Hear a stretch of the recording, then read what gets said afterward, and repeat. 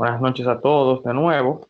Eh, Hoy es el día en que vamos a hablar sobre herramientas estadísticas. Vamos a hablar de las diferentes herramientas utilizadas para validación de procesos. Como ustedes saben, tenemos nuestros 5 grupos divididos con varios temas. Y me interesaría saber si el grupo 1 está listo para arrancar con la presentación que tenemos ahora. El grupo número 1, Sí, profe. para que por favor, gracias, para que por favor se preparen y entonces arranquemos con el primer tema que me parece que el de ustedes es el de Attribute Agreement Analysis y GRI. En lo que ustedes se preparan, recuerden que en la plataforma, en el aula virtual, ustedes en la actividad de la presentación, ahí deben de subir la presentación como una evidencia. Cada grupo lo sube y ahí entonces yo le voy agregando sus calificaciones. Entonces, Profesor, ¿en qué formato? ¿PPT o PDF? puede ser PPT directamente. Ok. Entonces, chicos, cuando quieran pueden arrancar.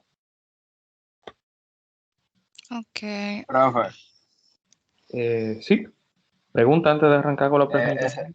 ese- eso último que usted dijo, ¿lo podrían repetir de la plataforma que se me cortó? Sí, en el aula virtual hay una actividad que dice presentación de herramientas estadísticas. Entonces, ahí están todos los temas divididos y abajo está pueden subir su presentación para yo ponerle asignar la calificación.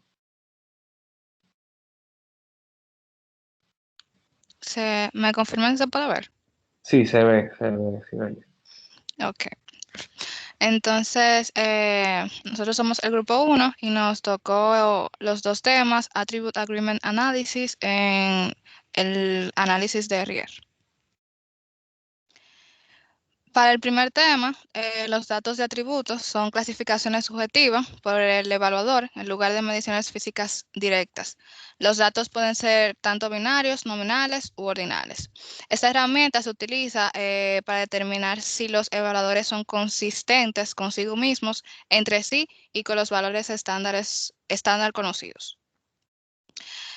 Para hacer un estudio de Attribute Agreement Analysis, hay que tener ciertas consideraciones. La primera es que los evaluadores deben evaluar las muestras en un orden aleatorio. Esto es para asegurar que el orden de recolección de los datos no influye en los resultados y por eso cada evaluador debe evaluar todas las muestras de forma aleatoria dentro de una réplica. Otra cosa es que no puede tener una clasificación de referencia conocida para cada muestra. Un valor de referencia, también conocido como valor principal, es la clasificación conocida correcta de una muestra estándar. También debe tener al menos 5 muestras para un estudio adecuado. Esta muestra se puede seleccionar de todo el rango de elaboración del proceso. Los evaluadores deben clasificar cada muestra por lo menos 2 veces. Para determinar la capacidad de un evaluador para evaluar consistentemente la misma muestra, cada evaluador debe clasificar cada muestra por lo menos 2 veces en un orden aleatorio. También debe tener al menos 3 evaluadores para un estudio correcto. Esto es para que se pueda obtener los mejores resultados dentro del análisis. Los evaluadores deben clasificar aproximadamente el mismo número de muestras de cada categoría. Esto es para obtener también mejores resultados. Deben tener una combinación moderadamente equilibrada de muestras de las diferentes categorías para que se pueda evaluar la capacidad del evaluador para calificar la muestra de cada categoría con una precisión similar. Y por último, el análisis de concordancia de atributos debe ser balanceado. Eso quiere decir que cada evaluador debe evaluar cada muestra el mismo número de veces. El ejemplo que nosotros escogimos dice así: los evaluadores de los tejidos de una empresa de impresión textil califican la calidad de impresión de los tejidos de algodón en una escala de 1 a 5 puntos. El ingeniero de control de calidad desea evaluar qué tan consistentes y correctas son las calificaciones de los evaluadores. El ingeniero pide a 4 evaluadores que califiquen la calidad de impresión de 50 muestras de tejido 2 veces, en orden aleatorio. Puesto que los datos incluyen un estándar conocido para cada muestra, el ingeniero especializado en calidad puede evaluar qué tan consistente y correctas son las calificaciones en comparación con el estándar, así como en comparación con otros evaluadores. Para los pasos para ingresar, hacer el análisis en Minitab, el primer paso es ingresar la data. El segundo paso es ir a estadística, herramientas de la calidad, análisis de concordancia de atributos y seleccionarlo. Luego, para llenar la tabla, en la parte de columna de atributos se pone respuesta, en la muestra y en evaluadores evaluador. En estándar se pone el tipo, que es estándar en este caso, y se selecciona las categorías de datos de atributos, tienen un orden numérico y se da clic en aceptar. Los resultados que lanza Minitab para esto, esta es la primera data, que es la comparación. Esta es los resultados para individual por evaluador. En esta, todos los evaluadores tienen una tasa de coincidencia adecuada. Se puede ver que, por ejemplo, Amanda tiene un 100% y el más bajo es Eric, que tiene un 86%.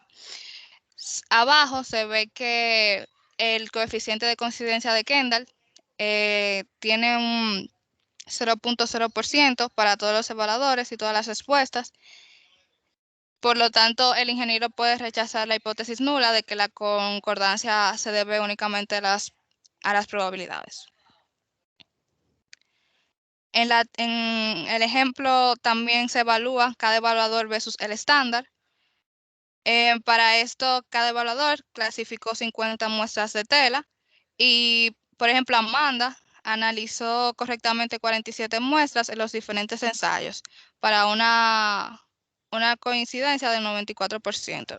Eric también realizó correctamente nada más 41 pruebas en los diferentes ensayos para una coincidencia de 82%.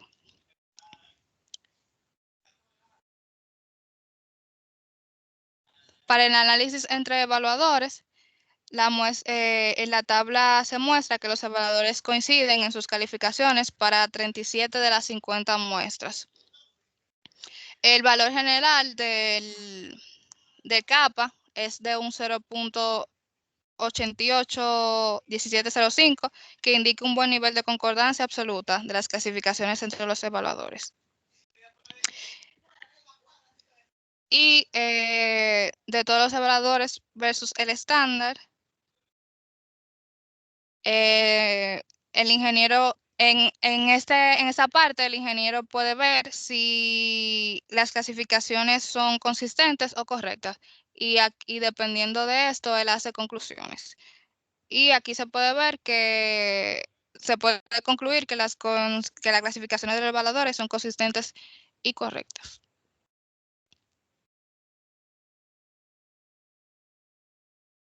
Y ya está es el gráfico que muestra que te lanza Minitab a la hora de tú hacer el estudio de atributos.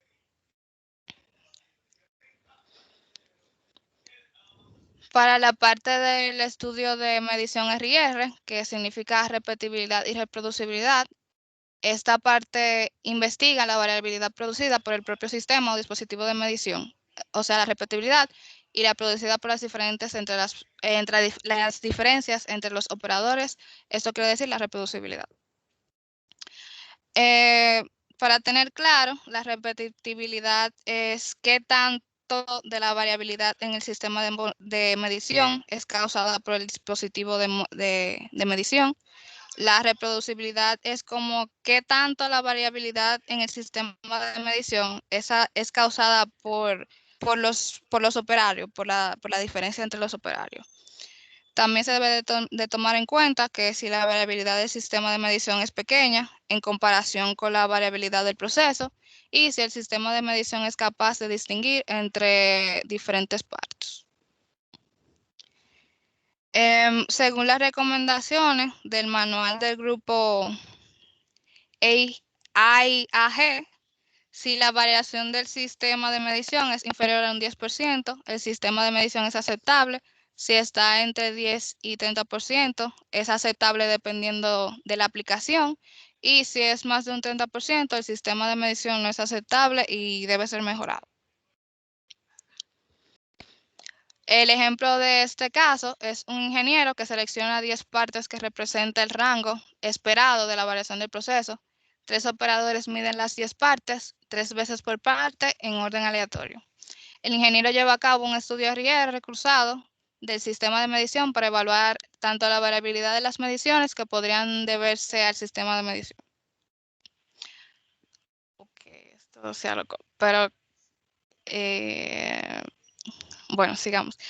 Se ingresan los datos en Minitab, obviamente, se va a herramientas de la calidad, a herramienta de la calidad, se busca el estudio RR, en este caso es cruzado, se ingresa primero la parte, luego en números de partes se ingresa parte, en operadores se ingresa operador y en datos de medición se ingresa medición y en el método de análisis es ANOVA. Se va también a opciones, en tolerancia del proceso, se selecciona expect superior y expect inferior, y en este caso se ingresa 8 y se hace clic en aceptar en este y en el cuadro anterior. Estos son los resultados que lanza. Por ejemplo, en la columna de % de contribución, podemos ver que muestra una variación de parte a parte de un 92.24%. Y vemos que este valor es mucho mayor que el de RR total, que es un 7.76%. Por lo tanto, gran parte de la variación se debe a las diferencias entre las partes. Y en esta parte podemos ver que el RR total del sistema es un 27.86%, por lo que según la tabla que vimos anteriormente de si un sistema es aceptable o no, vemos que el RR total podría ser aceptable dependiendo de su aplicación, ya que entra entre 10 y 30. Y para establecer en qué protocolo de validación se puede utilizar la herramienta, nosotros identificamos que en el Test Method Validation es el proceso utilizado para autenticar que el procedimiento analítico empleado para una prueba específica es adecuado para su previo uso. Nosotros entendemos que se usa aquí porque describe el programa correspondiente a cada método para determinar la repetitividad, la reproducibilidad, precisión y confiabilidad. Y debido a que el TMB es una entrada del OQ y PQ, también se ve afectado directa e indirectamente. Gracias. Excelente, excelente, sin pérdidas. Realmente es así, el TMB es, y las herramientas de estadística de evaluación de pruebas son la base de toda la data que nosotros tomamos. O sea, si nosotros no confiamos en la data y de cómo la estamos colectando, realmente no podemos realmente hacer una inferencia correcta de si el proceso opera o no de acuerdo a lo que nosotros andamos buscando. O sea que, bien resumido, muy bien, muy buena presentación. Y es muy importante saber eso, saber que esos son los dos estudios básicos. Ahí vimos los Attribute Agreement Analysis, vimos la parte de GRIR cruzado. Hay otros tipos de GRIR diferentes en función a la data al tipo de prueba que se esté haciendo, si son unidades destructivas, o sea, con muestras que se destruyen al ser evaluadas, que ahí entran los anidados, los diseños anidados. Pero realmente no me interesa que entremos tan en lo profundo, sino que ustedes sepan que hay herramientas estadísticas orientadas a evaluar métodos de medición específicamente. Porque a veces nosotros ponemos en duda el método de medición, pero quizás no sabemos evaluarlo correctamente. Así que muy bien, excelente. Un aplauso virtual para el equipo número 1. Gracias, profe. Equipo número 3 es el siguiente, por favor.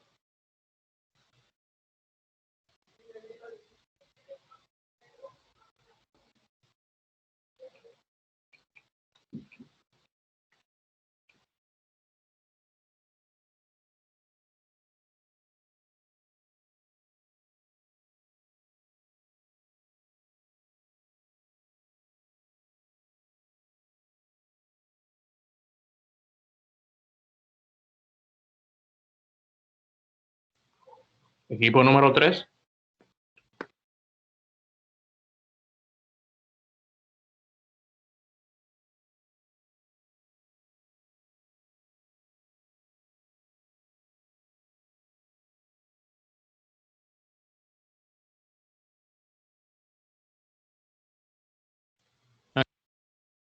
¿No hay nadie del equipo número 3 presente?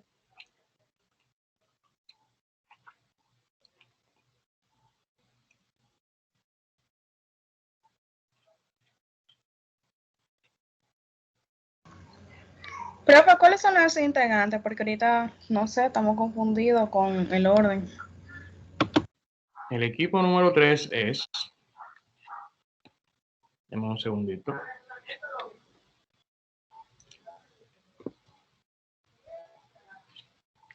Acuérdense que el orden es aleatorio, o sea, yo iba a llamar cualquiera de los equipos,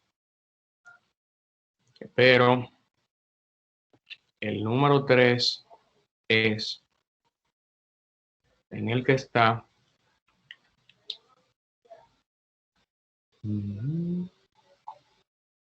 Esmirna, Mariel, Emily y Gladys.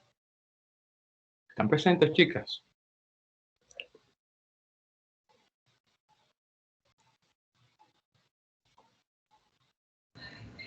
Hola, profe. Uh-huh. Hola, sí, estamos aquí, que estamos teniendo unos problemitas. Dime.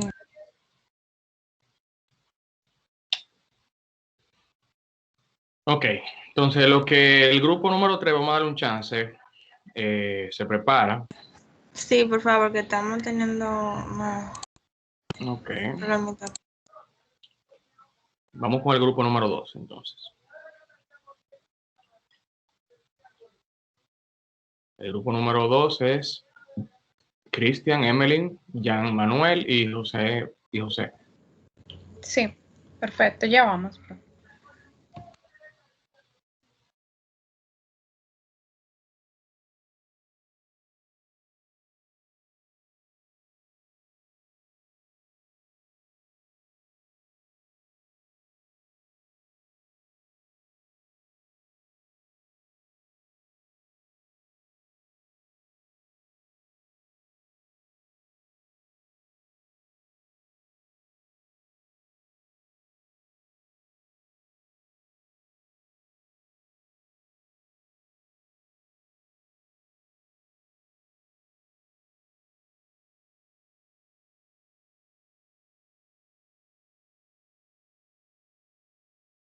Se ve ahí, pero Sí, se ve.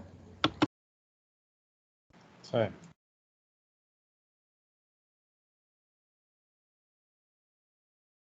bueno, nosotros somos el grupo número 2, le vamos a estar hablando sobre los intervalos de tolerancia y el muestreo de aceptación. Hay un integrante del equipo que no está presente porque tuvo un problema, me dijo como que estaba presentando algo sobre el proyecto de grado, por lo tanto solo vemos 3 personas. Un intervalo de tolerancia es un intervalo elaborado con una serie de datos de las muestras, de modo que contenga toda observación futura con alguna confianza expresada. El propósito de estos es el de admitir un margen para las imperfecciones en la manufactura de cualquier componente, ya que se considera imposible la precisión absoluta desde el punto de vista técnico y tampoco se recomienda por motivos de eficiencia, dado que cuando menor sea el margen de tolerancia, obviamente la pieza será más difícil de producir. Por lo tanto, aumentará el costo. El uso de esta herramienta se usa para determinar los parámetros máximos y mínimos que se puede correr en un determinado proceso.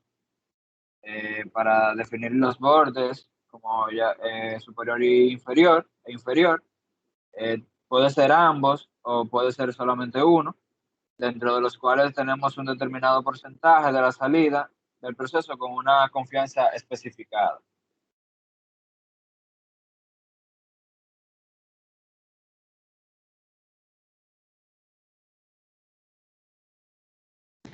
Método paramétrico. Si los datos según una distribución normal, entonces un método paramétrico es más preciso y económico que el método no paramétrico. Un método paramétrico permite alcanzar márgenes de error más pequeños con menos observaciones, siempre y cuando la distribución escogida sea adecuada para los datos que se estén analizando.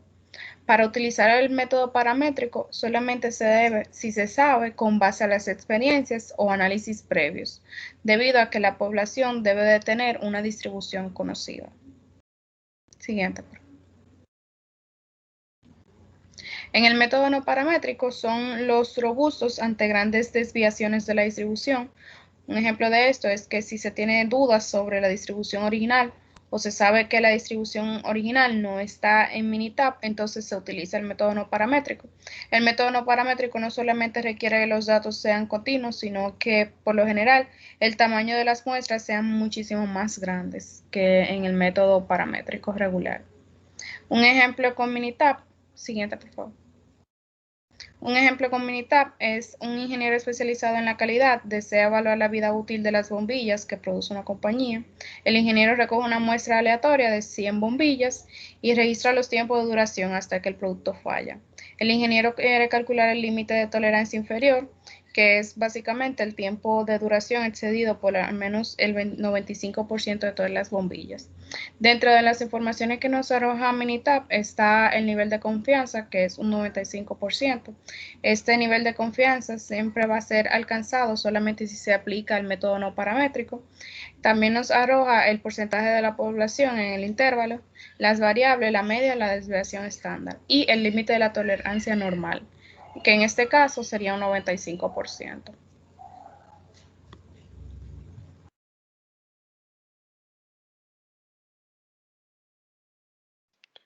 Bueno, aquí tenemos lo que es el muestreo de adaptación. ¿Me escuchan? Sí. Ok, aquí lo que se quitó la presentación. Espérate, dame un segundo.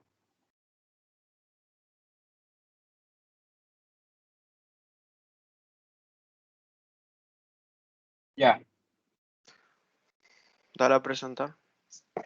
Bueno, aquí tenemos el muestreo de adaptación. Esta es una medida estadística utilizada en las empresas, en la cual consiste en medir la calidad de una cantidad de productos realizando pruebas específicas. Para la mayoría de las empresas esto resulta muy complicado realizar pruebas, ya que realizar pruebas debido a que ésta se clasificaría como un desperdicio. O sea, para las empresas, las empresas muchas veces evitan esto porque se desperdiciarían unidades de un producto X. El proceso de un muestreo de aceptación implica el tamaño de la muestra y la cantidad de errores aceptables. Esta prueba permite realizar estudios, detectar defectos y medir la cantidad la calidad a un grado específico de certeza sin tener que probar cada uno de los productos. Siguiente. Bueno, el uso de la herramienta, usualmente se utiliza cuando el costo de la prueba es alto comparado con el costo de pasar un elemento defectuoso o cuando la prueba destruye la muestra. Esta herramienta también se usa cuando el costo para hacer una inspección del 100% es muy elevado comparado con el costo que implica pasar una unidad no conforme. La probabilidad de error en la inspección es suficientemente alta, de tal manera que la inspección al 100% podría dejar pasar más unidades defectuosas que un plan de muestreo. Y también se utiliza cuando es necesario asegurar la confiabilidad del producto, aunque la capacidad del procesador fabricante del lote sea satisfactoria. Tenemos dos tipos de muestreo de adaptación, que es el muestreo por variables, muestreo de aceptación por variables, que este consiste en tomar una muestra aleatoria y se hace una revisión de las características de cada unidad de tipo continuo, como el peso y la longitud, y con las mediciones es posible hacer un cálculo estadístico que se encuentra en función de la media y de la desviación estándar, y el producto se rechaza o se acepta dependiendo del valor. También existe la muestreo de adaptación por atributos, que consiste en extraer de forma aleatoria una muestra del lote y clasificar cada unidad de acuerdo a sus características, tanto aceptables como defectuosas.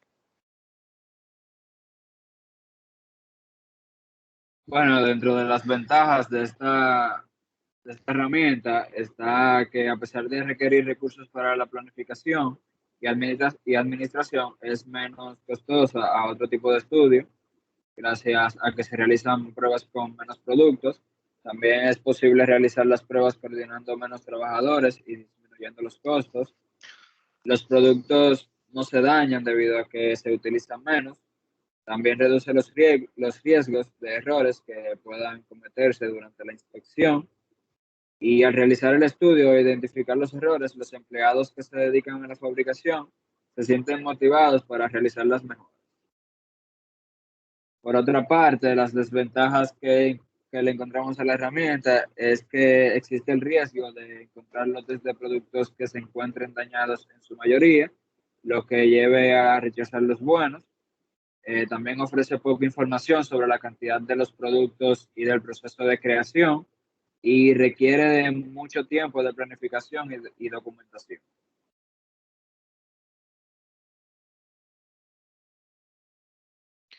Bueno, aquí tenemos un ejemplo de Minitab en el que tenemos un representante del departamento de ventas de compras de bolígrafo de un proveedor para obsequiar a un evento comercial.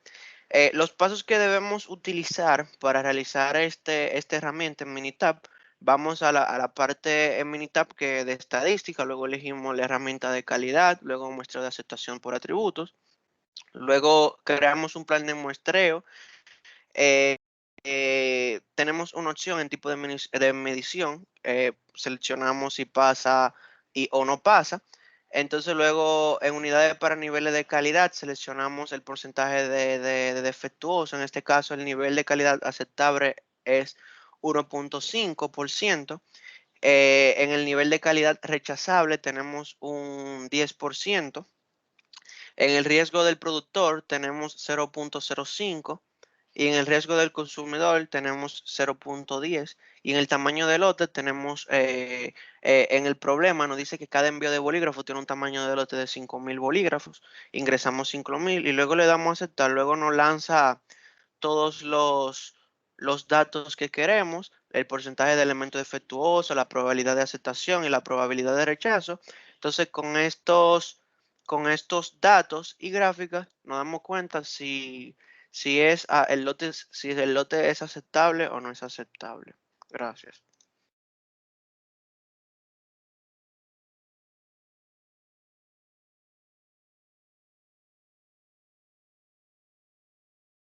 Ok. Ok, faltó un dato. Pregunta para el grupo. Y es básicamente en qué protocolos de validación podemos usar estas herramientas.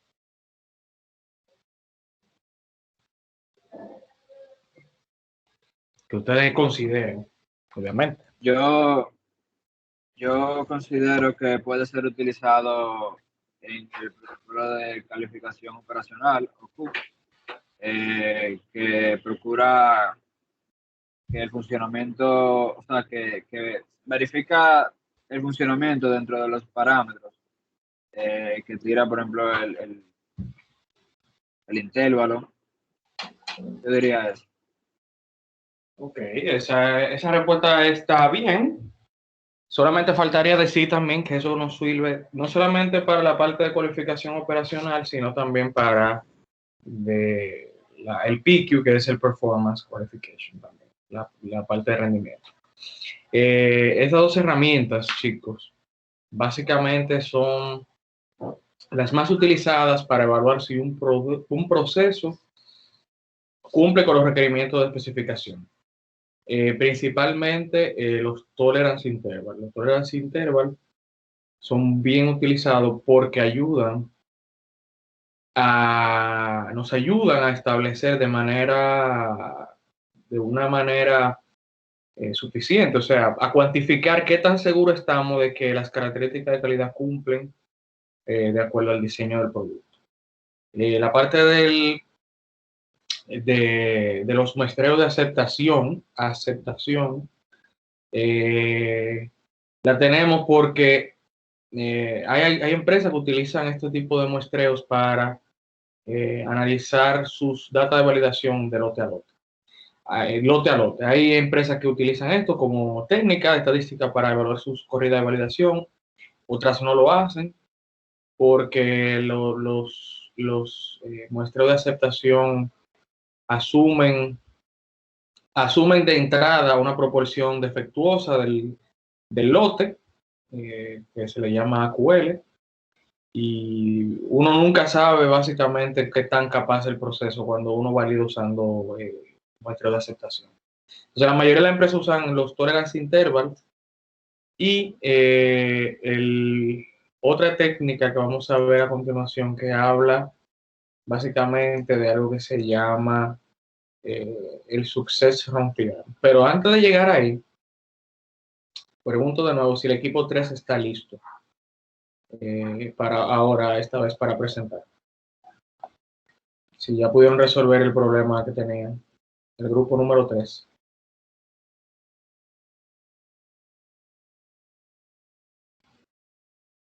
Hello. Pero fue una pregunta sobre el grupo número 2. Ya yo le había mandado la diapositiva. Le agrego ese slide sobre esa pregunta y se lo vuelvo a mandar. Sí. Agrégaselo y ponlo y súbelo, por favor. De todas maneras, yo le voy a compartir todas las presentaciones a ustedes, entonces sería bueno que ya esté corregido.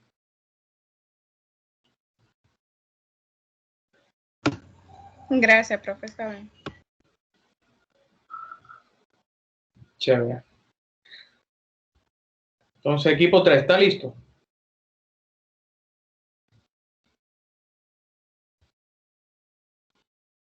Sí, profe, ya estamos, ya vamos a presentar. Ok. Entonces, cuando ustedes digan, chicas.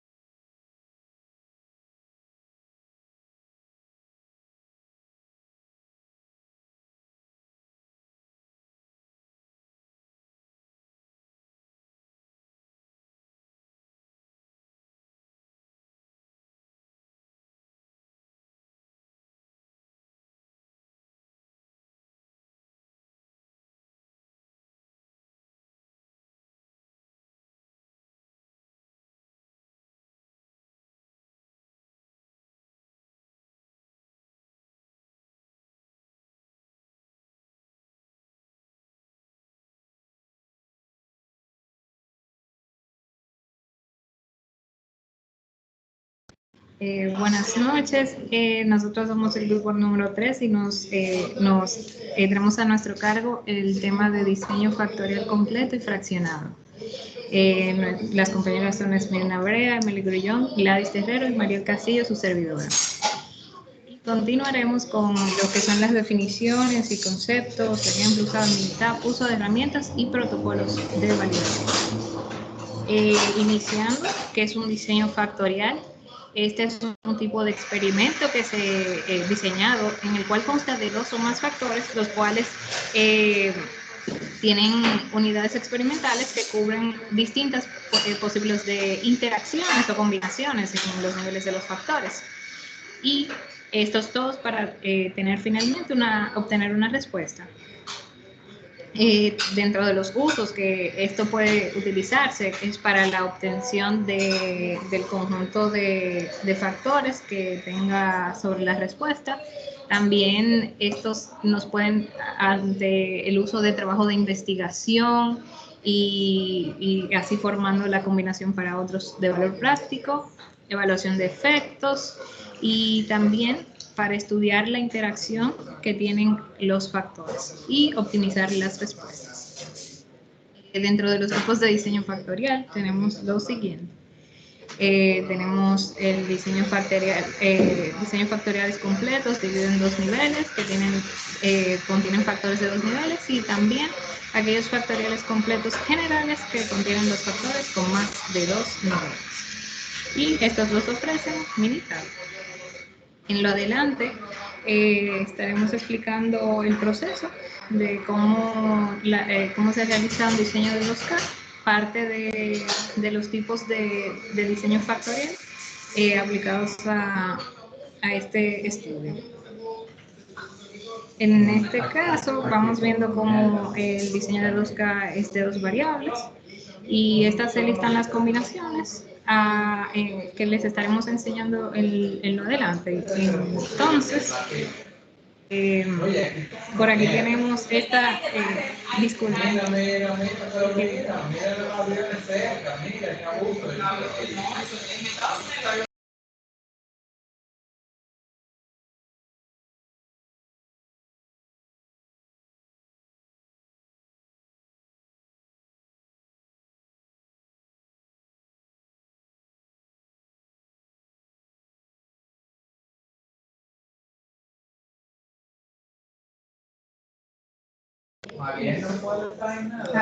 Perdón. Entonces seguimos, les dejo con mi compañera Esmirna que les va a estar explicando un poquito.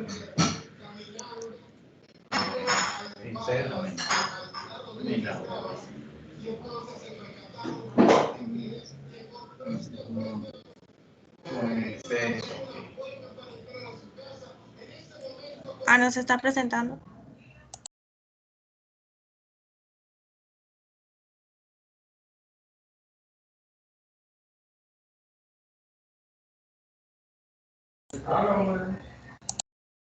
Ok.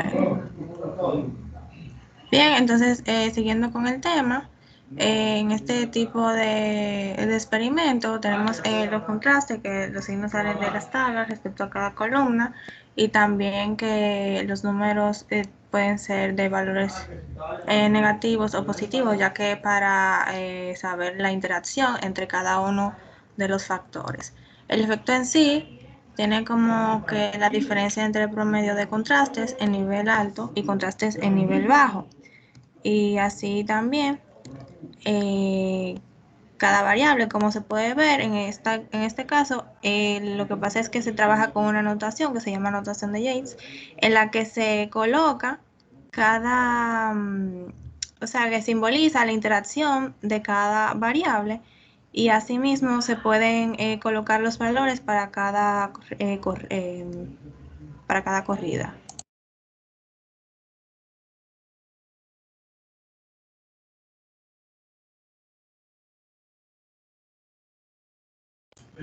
Tenemos también que nos dicen algún grado de importancia en el proceso al dividir 2 a la k-1, que se está buscando el promedio positivos y negativos. También el SS total con valores individuales.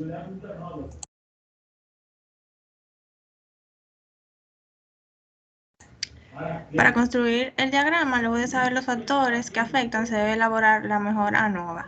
Si el valor de la falta de ajuste es menor a 0.05, se concluye que el modelo no es apropiado.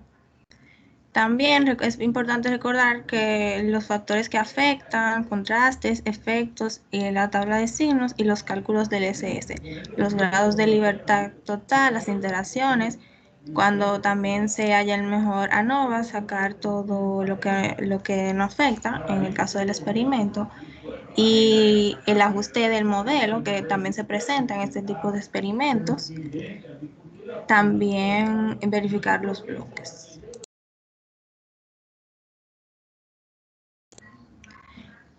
Ya basándonos en este proceso, se procede a lo que es utilizar un software como es el de Minitab, en el que se debe de tomar la opción de diseño de experimento para el factorial y así proceder al crear el diseño factorial.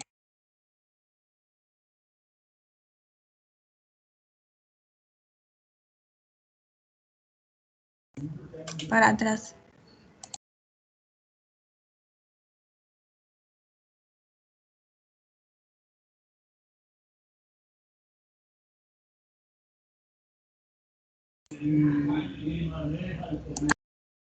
Ok.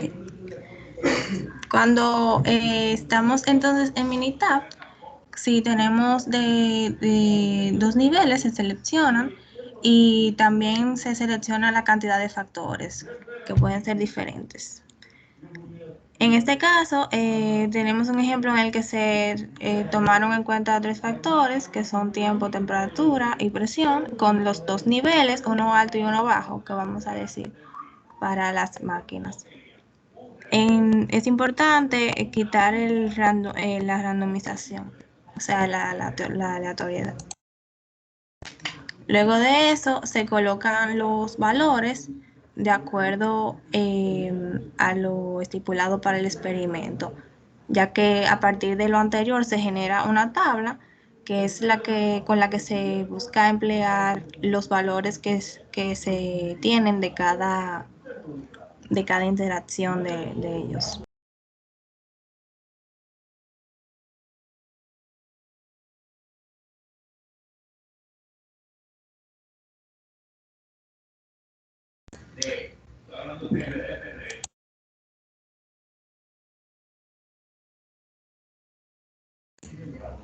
Sigue. Perdón. Entonces, en esa parte también se selecciona lo que es el gráfico 4 en 1, luego de colocar los valores, para poder tener una visión general de los resultados. Dale para adelante. Con ella se obtienen los datos de la normalidad del experimento, la homoscedaticidad también, en base a las varianzas, y también lo que es la simetría. Con el gráfico de Pareto en sí, podemos observar cuáles son esas. Dale para atrás.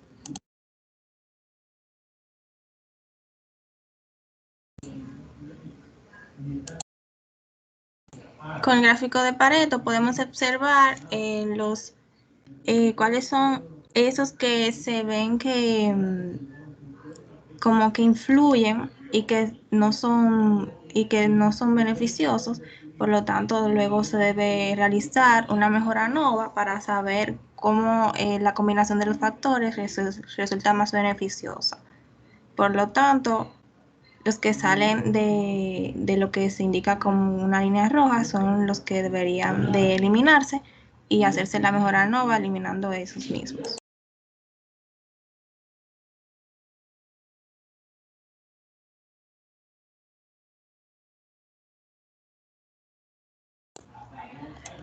Cuando hablamos de un R cuadrado ajustado, estamos hablando de el modelo que nos lanza este tipo de pruebas. Para que el modelo sea identificado como apropiado o considerablemente adecuado, debe ser mayor a 70%, aunque eso depende también del tipo de analista, ya que algunos también lo pueden tomar como que sea mayor a un 90% para estar completamente seguros. Ya luego de esto se realiza el cálculo de la mejora ANOVA. Aquí, como se muestra, se seleccionan aquellos que se van a eliminar, aquellos factores o interacción de factores que se salieron en base al experimento computarizado de lo que se esperaba.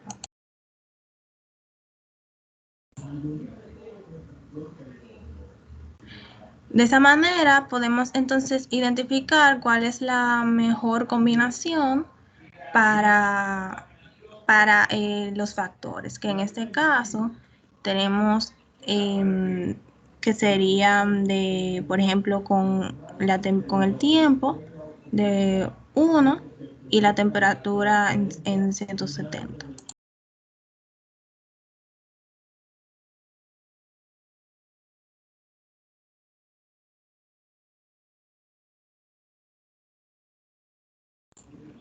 Sí.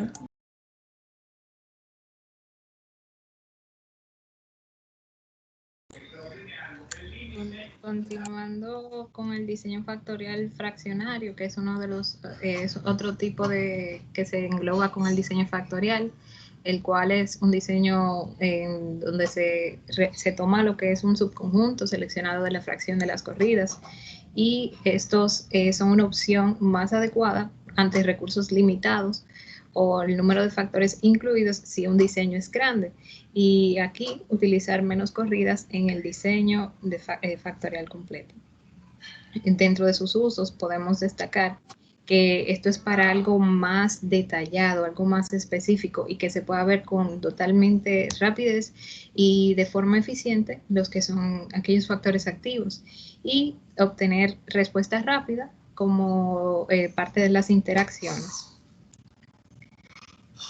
Y aquí tenemos un ejemplo a través del cual se observa que por cada variable que se elimina, el número de las corridas se reduce en un medio. Y tenemos cada una de las fórmulas establecidas para esto y su introducción en Minitab. Ya como parte de aplicaciones que se podrían utilizar el diseño factorial.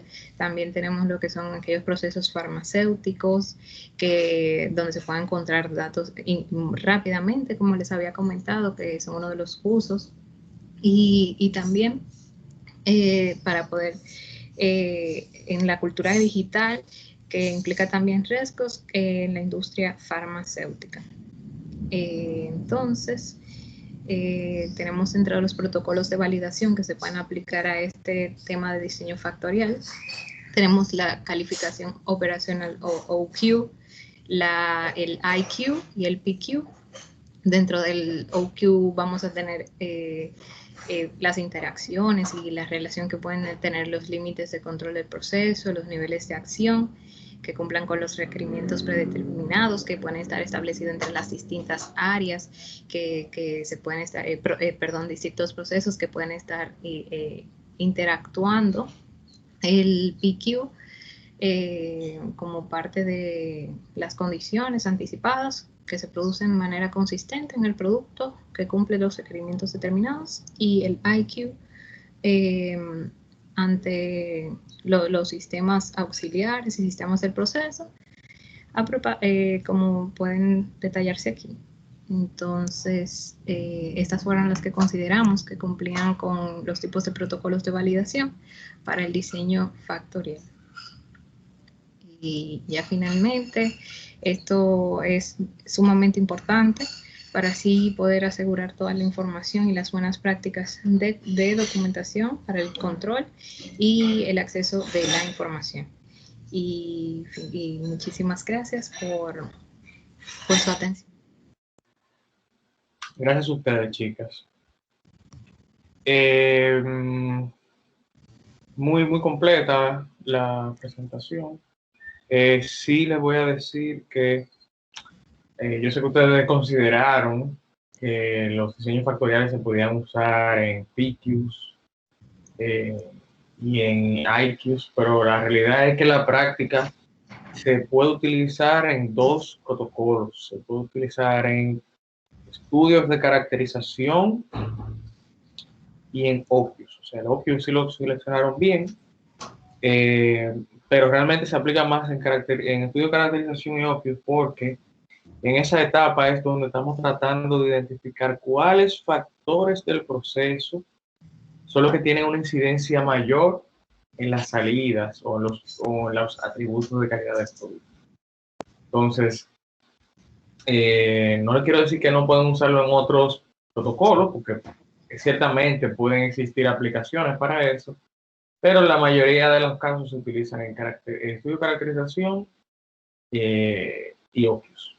Hay empresas que hacen estudio de caracterización, hay empresas que solo lo hacen todo en el OQ, pero ahí es donde ustedes lo van a encontrar. Bien, gracias. Entendido, gracias, profe. Entonces, ahora sí, Success from Theorem, grupo número 4. Bien, Esther, comparte, por favor.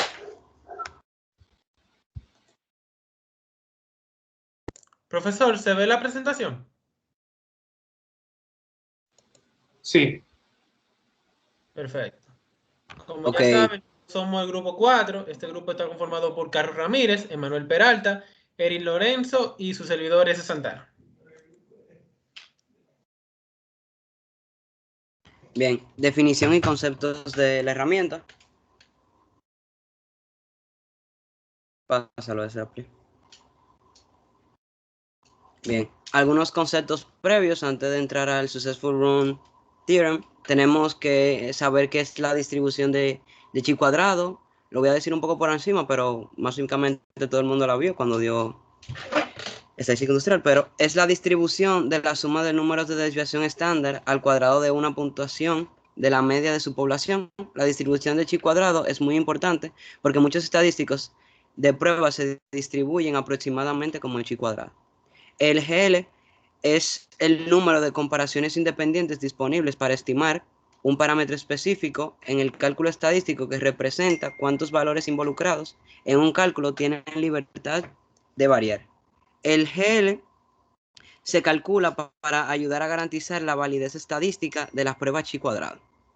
El análisis de modos y efectos de fallas, el FMA, un grupo estadístico de actividades diseñadas para reconocer, documentar y evaluar las fallas potenciales de un producto o proceso y sus efectos.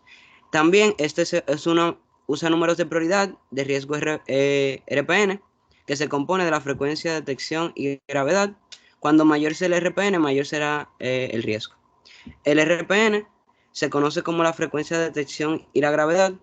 Cuando mayor sea el RPN, mayor será el riesgo. Sin embargo, una baja probabilidad de ocurrencia junto con alta gravedad y una alta probabilidad de detección aún puede requerir los controles adecuados para un alto riesgo. Continúa. Bien, el Success Run Theorem o el teorema de ejecución exitosa, también llamado el teorema de ejecución exitosa de Bayes, es el nivel de confianza que tan seguro estamos y el valor de confiabilidad, resultados válidos y consistentes para determinar el tamaño de una muestra estadística validados apropiadamente para la validación de procesos. Este teorema tiene dos tipos de métodos. El método 1 no permite ni tiene en cuenta las fallas y es más fácil de calcular. Y el método 2 permite el número predeterminado de fallas a medir, probar o evaluar los resultados de una validación. Sin embargo, también es un poco más complicado que el método 1, debido a que requiere el uso de un cálculo de grado de libertad, GL, como mencionamos anteriormente, de distribución de chi cuadrado y la búsqueda de valores de tabla. Cuando se vayan a hacer este tipo de estudio, de teorema, lo primero que tenemos que realizar es el FMA, como mencioné anteriormente. Ahí tienen un ejemplo donde vemos el RPN y los riesgos y las frecuencias. Continuamos.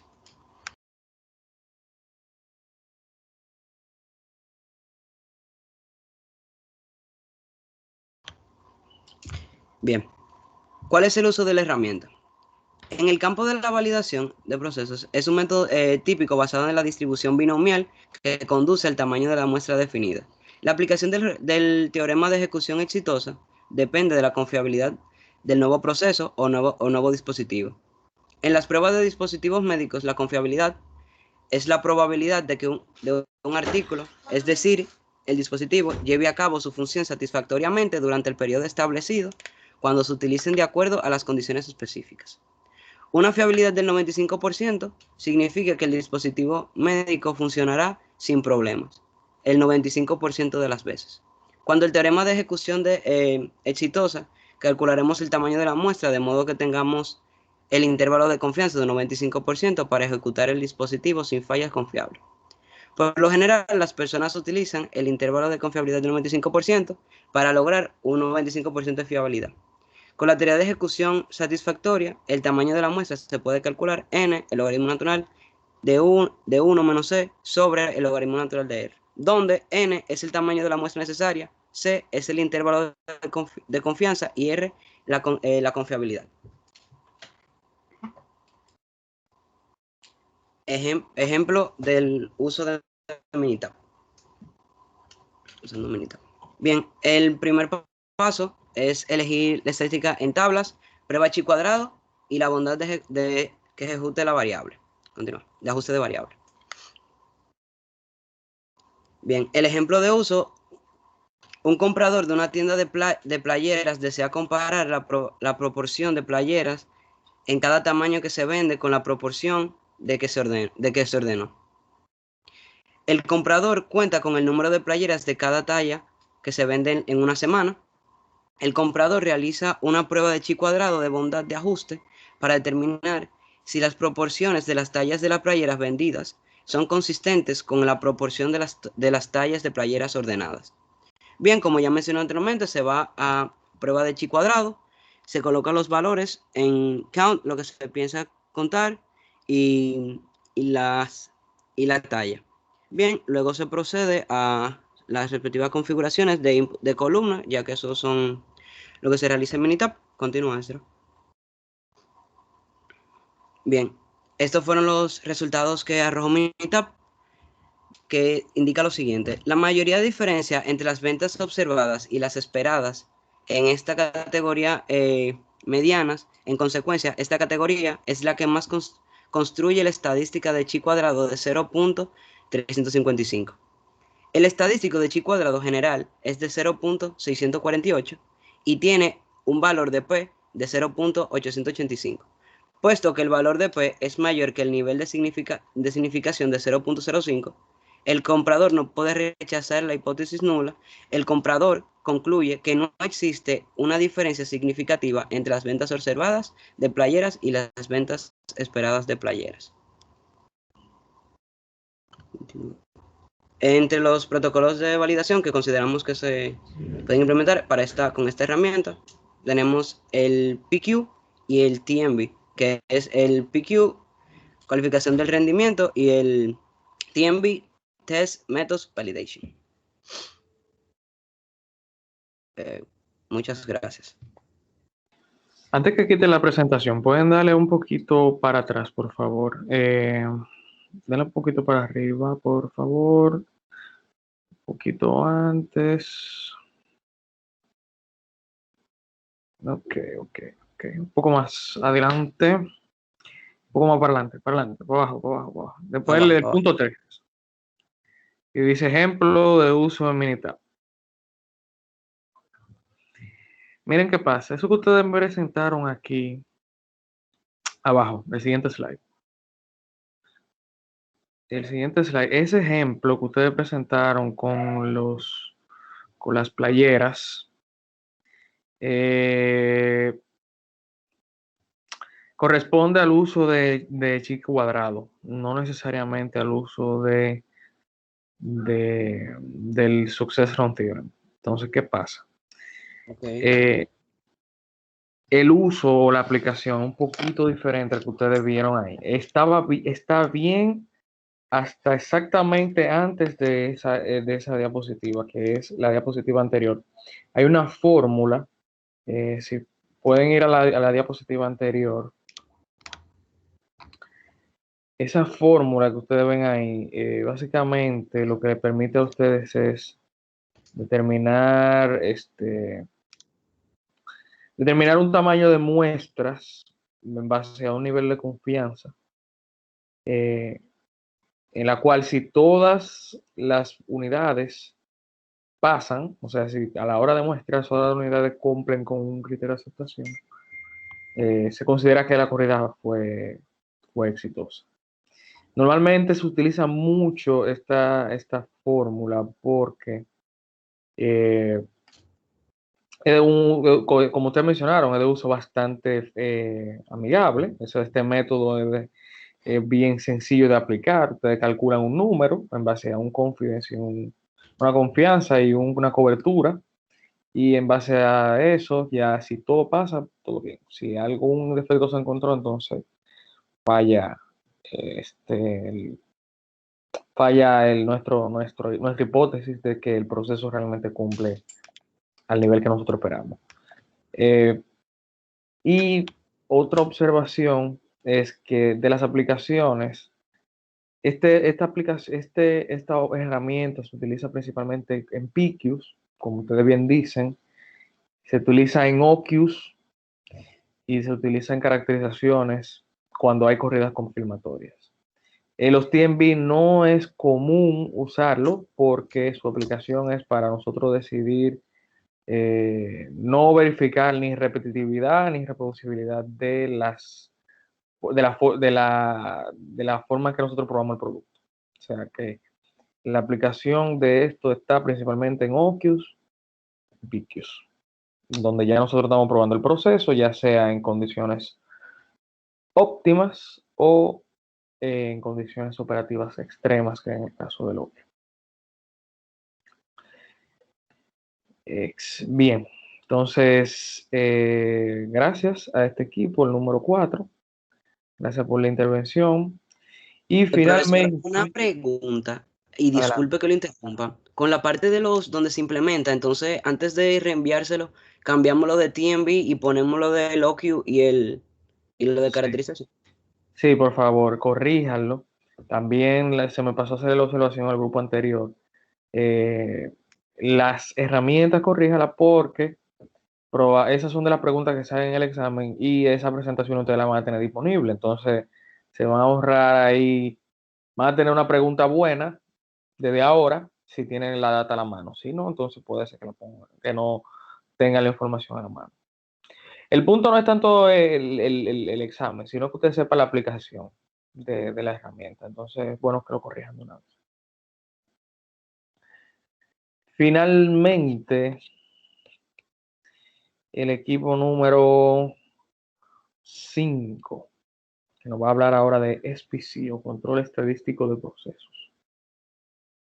Ciertamente. Un segundito.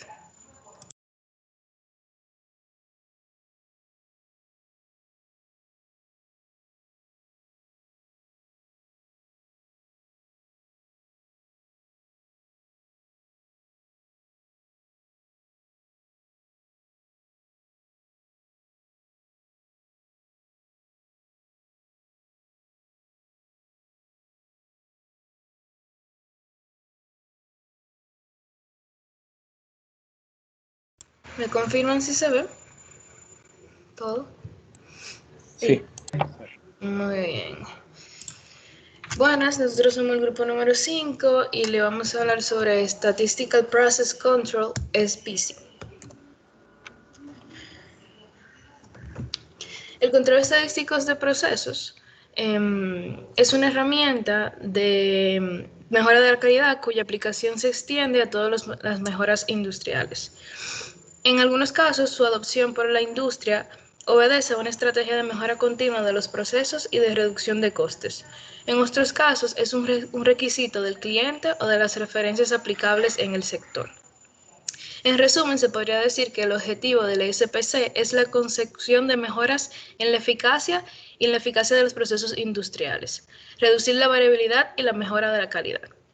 Para conseguirlo, esto establece los mecanismos para profundizar en el entendimiento de los mismos a través de la recopilación y el análisis estadísticos de la información que producen.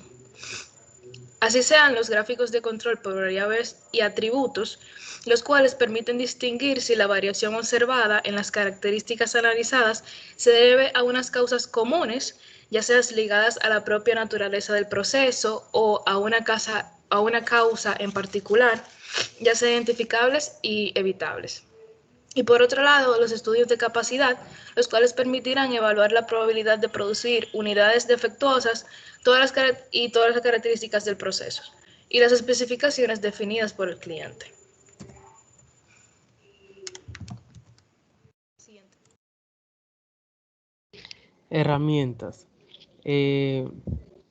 Para controlar los procesos existen varias herramientas que se pueden utilizar. Están por subgrupos, cuales se clasifican por gráfica X-barra, que es la gráfica a la medida del proceso en el tiempo. Y esta se utiliza para rastrear el nivel del proceso y detectar la presencia de causas especiales que afecten la media. También está la gráfica R, que grafica el rango del proceso en el tiempo. Y esta sirve para rastrear la variación del proceso y detectar si existe una variación inesperada. La gráfica de zona, que es una gráfica que nos ayuda a ver las puntuaciones acumuladas sobre la base de zonas en 1, 2 y 3 desviaciones estándar desde la línea central. Y para también ver como la gráfica R las variaciones inesperadas. La gráfica S nos ayuda para la desviación estándar del proceso. Y esta se usa, como ya mencioné, para rastrear la variación estándar.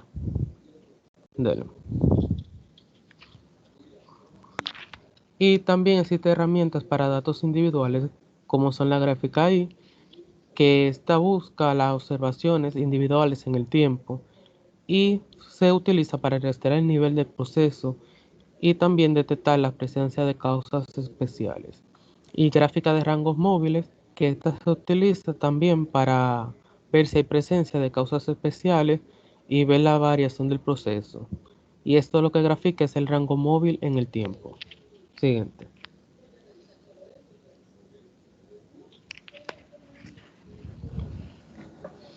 Para entender un poco mejor esto, tenemos un ejemplo que dice que un fabricante de motores usa un proceso de forja para producir aros de pistón.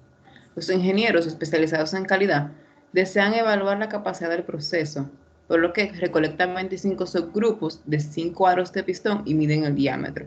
Los límites de especificación para el diámetro del aro de pistón son 74 milímetros más o menos 0.5 milímetros. 0.05 milímetros. Pasa. Ok. Ese es el set de datos, el que se encuentra en la parte izquierda de la pantalla. Es el set de datos que nos da Minitab. Y en la parte derecha tenemos la ruta, la cual es estadísticas, herramientas de calidad, capability speed y normal. Dale.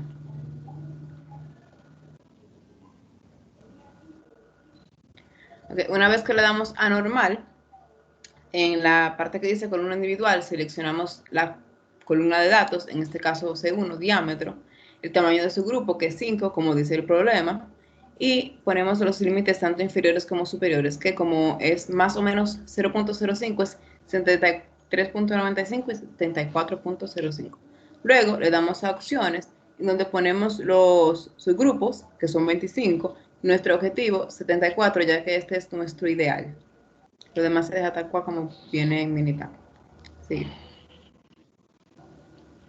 Ahí va la... Ok, vale. Una vez hacemos el procedimiento, le damos a aceptar y Minitab nos mostraría este tipo de gráfica, que es una gráfica 5 en 1, en donde nos da las gráficas de y gráfica E, que podemos ver que no tiene ningún punto fuera de los límites normal, es decir, los límites que hemos definido, en este caso son las líneas rojas, que nos indican que el proceso es estable.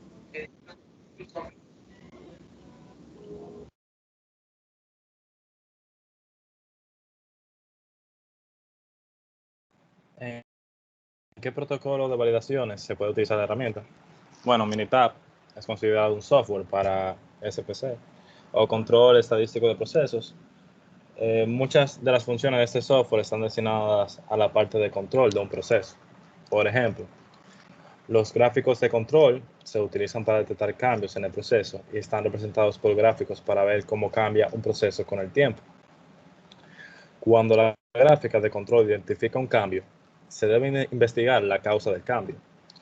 Los gráficos de control ayudan a identificar las variables de entrada clave que hacen que el proceso cambie y ayudan a reducir la variación. También se utiliza como parte de un estudio de capacidad para demostrar que el proceso es estable o consistente. Pasa. Cuando el proceso no activa ninguna de las reglas de detección del gráfico de control, se dice que es estable el proceso. Se puede realizar un análisis de la capacidad en un proceso estable para predecir la capacidad del proceso para producir un producto conforme en el futuro. Un proceso estable se puede demostrar mediante la verificación de que no tenga variaciones fuera del índice de capacidad. Cuando el proceso activa cualquiera de las reglas de detección del gráfico de control, o alternativamente la capacidad del proceso es baja, se pueden realizar otras actividades para identificar la fuente de variación excesiva.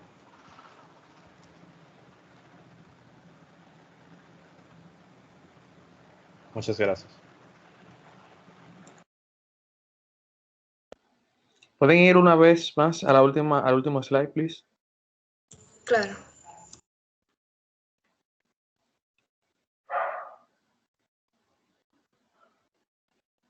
Gracias, Yulisa. ¿A cuál me dijo, profe? Al último, al último. A este.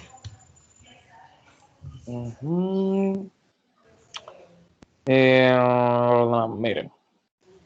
Básicamente, eso es totalmente cierto. Hay en la parte del SPC se usa siempre que necesitamos demostrar estabilidad. El SPC es parte de los PQs, es parte de los OQs, pero sobre todo es parte del control del Continuous Process Verification. Esa es la tercera etapa del ciclo de vida del proceso. Una vez nosotros terminamos de validar y entregamos el proceso a manufactura, SPC es nuestra herramienta, una de las principales herramientas que nosotros podemos utilizar para darle seguimiento continuo al proceso y tratar de detectar cualquier comportamiento adverso y incluso predecirlo. Antes de que se salga el proceso de control, nosotros podemos hacer inferencia en la parte de la estabilidad y tratar de mantener el proceso controlado en todo momento. Muy buena presentación esta última. Muchas gracias, chicos. Gracias, Yulisa. Por el día de hoy es todo. Recuerden que para hoy subir las presentaciones al aula con las correcciones aplicables. Recuerden también que tenemos el caso número 4 y finalizar ya la mayoría. He visto que muchos de ustedes ya han hecho la autoevaluación. Recuerden que también eso lo tenemos para hoy.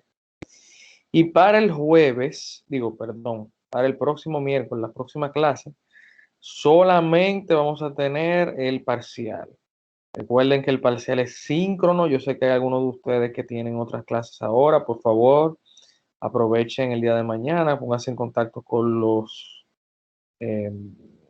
demás maestros para que estén disponibles a las 8 de la noche del próximo miércoles para que tomen el parcial. El parcial es bien sencillo, son 15 preguntas, en media hora se puede completar, es como la virtualidad lo ha permitido, o sea, con todo abierto, internet, todo, o sea que es algo no muy difícil de completar. Pero me interesa que todos ustedes estén presentes y listos a las 8 puntuales para entonces nosotros arrancar. Y nada, señores, básicamente eso. Si preguntas, dudas antes de terminar. Sí, profesor, una pregunta. Con respecto al caso 4, en el mandato no especificaba si lo teníamos que llenar en inglés o en español. En inglés. En inglés. Ok, perfecto. Es al revés. Si ustedes no ven que dice nada en inglés, si ve que dice en español, ustedes lo leen en español, lo escriben en español. Ah, ok, perfecto. Y otra cosa, profesor, el examen iniciará a partir de las 8 A las 8, en punto. en punto. Y durará. Durará, creo que son 35 minutos. No lo voy a arrancar exactamente a las 8, porque quiero asegurarme que están todos aquí para abrirlo al mismo tiempo. O sea, como a eso de las 8:05, cuando yo vea que tenemos quórum suficiente, entonces arrancamos. Porque es síncrono. El examen es síncrono, no es como la autoevaluación que ustedes tuvieron desde el miércoles hasta hoy para completar. El examen es síncrono. Bien, Entendido, profe. gracias, Carlos. Otra pregunta, dudas.